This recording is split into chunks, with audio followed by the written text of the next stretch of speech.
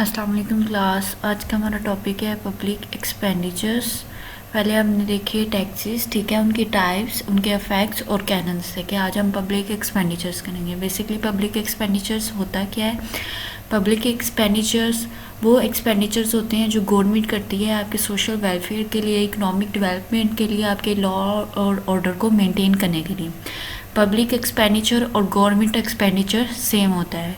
Means public expenditure means government जो public welfare के लिए जो भी एक्सपेंडिचर्स करती है या ओवरऑल इकोनॉमी की बेटरमेंट के लिए एक्सपेंडिचर्स करती है, वो बेसिक डेवलपमेंट हो non development, all expenditures are known as public expenditures. ठीक है। अब पब्लिक एक्सपेंडिचर्स पहले तो गवर्नमेंट परफॉर्म करती थी, लेकिन with the passage of time हमारे पास गवर्नमेंट जो है वो डिसेंट्रलाइज होती है, ठीक है, डिस्ट्रीब्यूटेड होती है।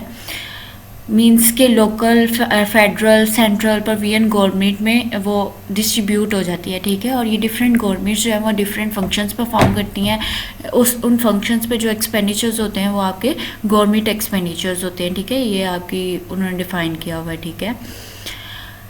नेक्स्ट है उन्होंने बताया हुआ है कि आपके जो क्लासिकल इकोनॉमिस्ट थे, ठीक है, वहाँ उनके अकॉर्डिंग लेसिस फेयर होना चाहिए इकोनॉमी में, यानी कि गवर्नमेंट का रोल बहुत ही कम था, सिर्फ सिटीजन्स के लॉ एंड ऑर्डर के लिए था, यानी कि उनको इंटरनल और एक्सटर्नल जो है प्रोटेक्शन के लिए था, ठीक है। लेकिन with the passage of time government की ज़रूरत बढ़ गई, क्योंकि 1930s में इकोनॉमी का ग्रेट डिप्रेशन आया था, ठीक है। उस इकोनॉमिक की डिप्रेशन की वजह से, इकोनॉमिक की स्टेबलाइजेशन की वजह से जो न्यू इकोनॉमिस्ट आए थे, केन्जियन हो गया, ठीक है, पोस्ट केन्जियन वगैरह, उनके अकॉर्डिंग जो है गवर्नमेंट का इन्वॉल्व होना जो है वो ज़्यादा ज़रूरी हो गया था, ठीक है। आज हम क्लासिफिकेशंस देखेंगे और टाइप्स देखेंगे पब्लिक एक्सपेंडिचर्स की। क्लासिफिकेशन होता है कि बेसिकली एक्सपेंडिचर्स किस किस तरह क्लासिफाइड किए गए, किस किस बेस पे उनको क्लासिफाई किया गया, ठीक है। यहाँ पे उन्होंने आपको 4 टाइप्स दिए हैं, ठीक है। On the basis of benefits, यानी कि लोगों के बेनिफिट्स की बेस पे, फंक्शंस की, गवर्नमेंट फंक्शंस की बेस पे, और गवर्नमेंट रेवेन्यूज़ की बेस पे, और उसकी इम्पोर्टेंस की बेस पे। सबसे पहले हम देख लेते हैं एक्सपेंडिचर बेस ऑन बेनिफिट्स। ये आपका जो ये वाला क्लासिफिकेशन है, ये आपकी कोहन एंड पहलिन ने दी थी, ठीक है, पलहिन, ठीक है। सबसे पहले उन्होंने ओवरऑल बेनिफिट देखे थे कि legislation, education, transportation, health facilities, वो सारे के सारे एक्सपेंडिचर जो हैं वो आपके गवर्नमेंट एक्सपेंडिचर्स में इन्वॉल्व होते हैं, ठीक है। सेकेंडली उन्होंने आपके स्पेसिफिक पीपल, यानी कि जस्टिस जो है वो ज़्यादा से ज़्यादा उन लोगों को ज़रूरत पड़ती है जो वीक होते हैं सोसाइटी में, ठीक है, आपके प्रोटेक्शन की उनको ज़रूरत पड़ती है। तो गवर्नमेंट जो स्पेसिफिक पीपल्स को प्रोटेक्शन देती है, ठीक है, हमारे गवर्नमेंट जो है वो लॉज वगैरह, जो रूल्स वगैरह होते हैं वो इन्हीं लोगों के लिए होते हैं जो उनको जस्टिस नहीं मिल रहा होता, ठीक है। तो उन लोगों के लिए लॉ एंड ऑर्डर्स बनाए जाते हैं ताकि वो जस्टिस गेन कर सकें। तो उस स्पेसिफिक पीपल पे जब आपका कोई ना कोई रूल होता है तो वो आपके ये स्पेसिफिक एक्सपेंडिचर्स हो जाते हैं, ठीक है। उसके बाद आ जाते हैं फिजिकल एंड फाइनेंस असिस्टेंस, ठीक है, जो भी आपको ट्रांसफ़र पेमेंट्स दी जाती हैं, सब्सिडीज़ दी जाती हैं, शेल्टर प्रोवाइड किया जाता है, ठीक है, पेंशन्स दी जाती हैं, वो सारी की सारी आपके किस में आ जाती हैं, फिजिकल एंड फाइनेंशियल असिस्टेंस, यानी कि आपको जो फाइनेंशियली आपकी हेल्प की जाती है डिफरेंट वेज से, ठीक है।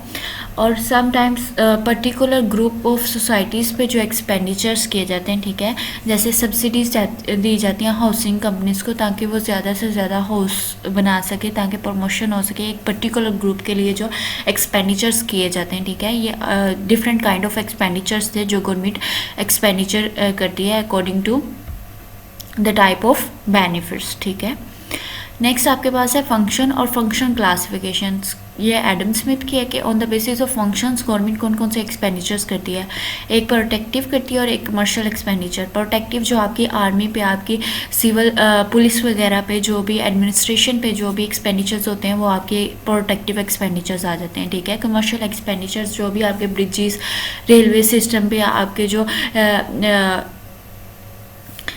कैनाल्स पे जितने भी एक्सपेंडिचर्स होते हैं वो सारे आपके कमर्शियल एक्सपेंडिचर्स में आ जाते हैं। आगे है रेवेन्यूज़ के बेस पे, ठीक है। आगे जितने भी डायरेक्ट, इनडायरेक्ट, पार्शियल रिटर्न होते हैं। पार्शियल रिटर्न मींस के एक स्पेसिफिक जो उनको रिटर्न मिल रहा है एक स्पेसिफिक कह लें प्रोडक्ट पे, ठीक है, पार्शियल एक चीज़ पे होता है, ठीक है। और फुल रिटर्न मीन्स के ओवरऑल इकोनॉमी से उनको जो रिटर्न मिल रहा है। डायरेक्ट मीन्स के उनको डायरेक्टली जो टैक्सेस इम्पोज करते हैं या डिफरेंट वेज जो है उनके रिटर्न के, उनसे जो रिटर्न मिल रहा है, ठीक है। Indirect return mean indirect taxes से जो गवर्नमेंट को रेवेन्यू जनरेट हो रहे हैं या अदर वेज जो भी हैं उनसे जो रिटर्न मिल रहा है गवर्नमेंट का, वो सारे के सारे रेवेन्यू जो है जनरेट होता है, ठीक है। वो सारे का सारा जो है वो एक्सपेंडिचर्स के लिए यूज़ होता है, ठीक है। आगे on the basis of importance, यहाँ पे जो आपके प्रोफेसर फिंडले हैं उन्होंने इसको बेसिक एक्सपेंडिचर और स्पेसिफिक एक्सपेंडिचर्स में, बेसिक और सेकेंडरी एक्सपेंडिचर में सॉरी जो है वो डिवाइड कर दिया। बेसिक एक्सपेंडिचर आपके लॉ को मेंटेन करना, ठीक है। आपकी जो डेट होता है उस पर इंटरेस्ट पेमेंट करना, ठीक है। आपको डिफेंस देना, आपके जितने भी एक्सपेंडिचर्स हेल्थ वगैरह के लिए, एजुकेशन प्रोवाइड करना, ठीक है। ये सारे आपके बेसिक एक्सपेंडिचर्स होते हैं। लेकिन उसके अलावा जो एक्सपेंडिचर्स होते हैं, ठीक है, वो आपके जो है वो सेकेंडरी एक्सपेंडिचर्स आ जाते हैं। आगे उन्होंने फर्दर जो है वो डिफरेंट इकोनॉमिस्ट की क्लासिफिकेशन बताई हुई हैं। उनमें सबसे पहले आपका आ जाता है प्रोफेसर डाल्टन क्लासिफिकेशन। इसके अकॉर्डिंग परचेज प्राइस मींस के गवर्नमेंट जितना दे रही है उतना लोग उसको पे कर रहे हैं कि नहीं, ठीक है। जितनी या गवर्नमेंट लोग जितना पे कर रहे हैं गवर्नमेंट से उतना ले रहे हैं कि नहीं, ठीक है, उतना बेनिफिट गेन कर रहे हैं कि नहीं। और सेकेंडली अगर गवर्नमेंट जो है फ्री ऑफ कॉस्ट यानी कि कुछ लोगों से ले के नहीं, बगैर किसी पेमेंट के उनको सर्विस प्रोवाइड कर रही है तो वो आपके ग्रांट्स होते हैं। और इस क्लासिफिकेशन को उन्होंने कहा है कि ये इतनी जस्टिफाई नहीं है, ठीक है। आगे प्रोफेसर पिगो के अकॉर्डिंग ट्रांसफरेबल होते हैं और नॉन ट्रांसफरेबल गवर्नमेंट एक्सपेंडिचर होते हैं। ट्रांसफ़र होते हैं कि आफरेबल वो वाले एक्सपेंडिचर होते हैं जो आपकी आर्मी, आपकी नेवी, एयरफोर्स के लिए होते हैं, लॉ और ऑर्डर को मेनटेन करने के लिए होते हैं, सिविलाइजेशन के लिए होते हैं, एजुकेशन सर्विसेज वगैरह के लिए होते हैं, ठीक है।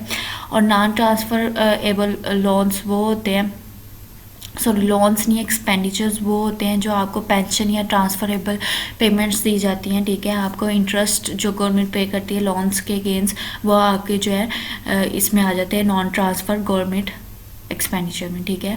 उसके अलावा करंट एक्सपेंडिचर्स होते हैं और non development expenditure. Current expenditure जितने भी करंट रिसोर्सेज को यूज़ करते हुए गवर्नमेंट एक्सपेंडिचर्स करती है, ठीक है, वो सारे के सारे आपके किस में आ जाते हैं, करंट एक्सपेंडिचर में। नॉन डेवलपमेंट एक्सपेंडिचर आपके कौन से होते हैं, जो आपके डिफेंस पर्पसेस के लिए होते हैं, ठीक है, जिससे गवर्नमेंट को जो है रेवेन्यू जनरेट नहीं हो रहा, कोई डेवलपमेंट नहीं हो रही, ठीक है, वो आपके करंट एक्सपेंडिचर्स में आ जाते हैं। अगर 2 टाइप्स ऑफ एक्सपेंडिचर्स होते हैं, ठीक है।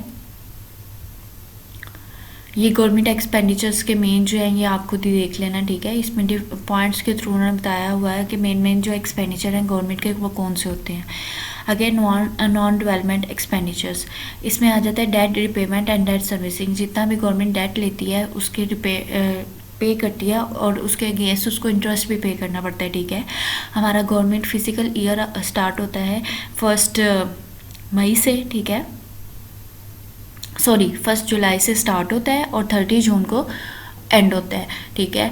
तो जो जून में हमारा जो है वो बजट जो है वो आ जाता है हर ईयर फिजिकल ईयर का, ठीक है। उसे हम फिजिकल ईयर बजट कहते हैं, जो हमारा 1 जुलाई से लेकर 30 जून तक होता है, जिसके अंदर डिफरेंट आपकी ये सारे आ जाएंगे, ठीक है। ये जितनी भी वैल्यूज़ हैं या आपके जो पेपर से पहले इंशाल्लाह आ जाएगा बजट 21 से 22 तक, तो उसमें वो सारा आ जाएगा, जितनी भी वैल्यूज़ हैं फिर वो आप वहाँ से देके अपडेट कर लेना, ठीक है। सेकेंडली आपके डिफेंस एक्सपेंडिचर्स होते हैं नॉन डेवलपमेंट एक्सपेंडिचर में, ठीक है। सिविल एडमिनिस्ट्रेशन, जितनी भी सिविल आपको सर्विसेज दी जाती हैं, ठीक है, लॉ और ऑर्डर, ठीक है, मेंटेन करने के लिए आपको सिविल एडमिनिस्ट्रेशन पे जितना खर्चा होता है, जो आपकी लोकल गवर्नमेंट्स होती हैं उनको पे भी पैसा लगता है, तो वो सारे सिविलाइजेशन के लिए आपके सोशल और इकोनॉमिक एक्टिविटीज़ के लिए जितने भी एक्सपेंडिचर्स होते हैं, ठीक है, जो जिससे गवर्नमेंट को कोई बेनिफिट नहीं हो रहा, कोई इकोनॉमी में डेवलपमेंट नहीं हो रही, वो आपके आ जाते हैं नॉन डेवलपमेंट। सब्सिडीज़ आ जाती हैं, ठीक है।